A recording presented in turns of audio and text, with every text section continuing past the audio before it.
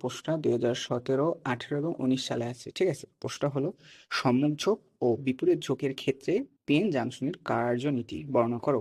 এখন এটা চিত্রটা হলো এরকম যে পিএন জাংশনের পির সাথে যদি আমরা ব্যাটারির ধনাত্মক প্রান্ত এবং এন এর সাথে যদি আমরা ব্যাটারির ঋণাত্মক প্রান্ত যুক্ত করি, তাহলে একই বলা হয় মেইনলি সম্মুখ ঝোঁক বা সম্মুখ বায়াস। এখন এটার ব্যাখ্যাটা দেখি।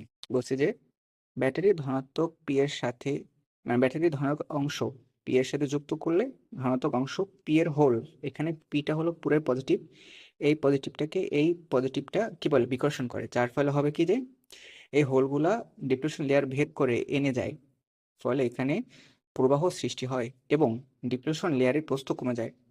তোমার যখন দেখো, যখন পি মানে হোল এদিকে যাওয়া শুরু করবে এবং নেগেটিভ মানে এদিকে যাওয়া শুরু করবে, তখন হবে কি যে তোমার এই যে ডিপ্লেশন লেয়ার আছে না, এইটার তোমার প্রস্থ কমতে থাকবে। ঠিক আছে, যতক্ষণ পর্যন্ত এই তড়িৎ চালক বল থাকবে ততক্ষণ পর্যন্ত এই প্রবাহ চলতে থাকবে।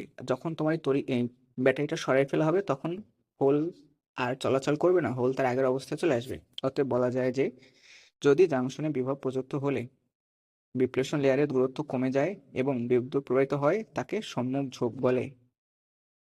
এখন দেখবো আমরা বিপরীত ঝোঁক। বিপরীত ঝোঁকে হয় কি যে তোমার এই এই সম্মুখ ঝোঁকের বিপরীত। সম্মুখ ঝোঁকে করছিলাম কি পি এর সাথে ব্যাটারির ধনাত্মক অংশ, এখানে করব কি পি এর সাথে ব্যাটারি আমরা ঋণাত্মক অংশ যুক্ত করবো এবং এন এর সাথে ব্যাটারির ধনাত্মক অংশ। এতে হবে কি তোমার দেখো, এতে হবে যে এই পি এর হোলগুলাকে ব্যাটারি ঋণাত্মক অংশ নিজের দিকে আকর্ষণ করবে। ঠিক আছে, এবং এখানে হবে কি এই নেগেটিভ ইলেকট্রনকে ব্যাটারি ধনাত্মক অংশ নিজের দিকে আকর্ষণ করবে। এর ফলে হবে যে এই যে ডিপ্লেশন রেয়ারটা আছে এটার এই প্রস্থ বেড়ে যাবে। কারণ কারণ তোমার আগে যখন হোল এদিকে যেত সেই কারণে হয়তো কি প্রস্থ কমতো, তার মানে হোল যেহেতু এদিকে চলে যাবে এখন বিপরীত দিকে, তার মানে এই প্রস্থটা কি বাড়বে।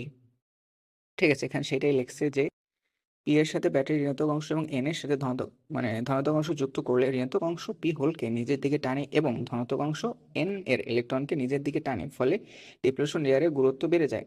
ফলে দেখা যায় যে হোলগুলো এনে যেতে পারে না এবং বর্তনীতে কোনো প্রবাহ থাকে না। ঠিক আছে, যেহেতু ডিপ্রেশন লেয়ারের প্রস্থ বেড়ে গেছে, তার মানে কি যে বর্তমানে তার কোনো প্রবাহ চলতে পারছে না। তাহলে বোঝা যায় যে যদি জাংশনে বহিস্থ বিভব প্রযুক্ত হলে ডিপ্রেশন লেয়ারের গুরুত্ব যদি বাড়ে, তাহলে তড়িৎ প্রবাহ হতে পারে না এবং একে বিপরীত ঝোঁক বলে।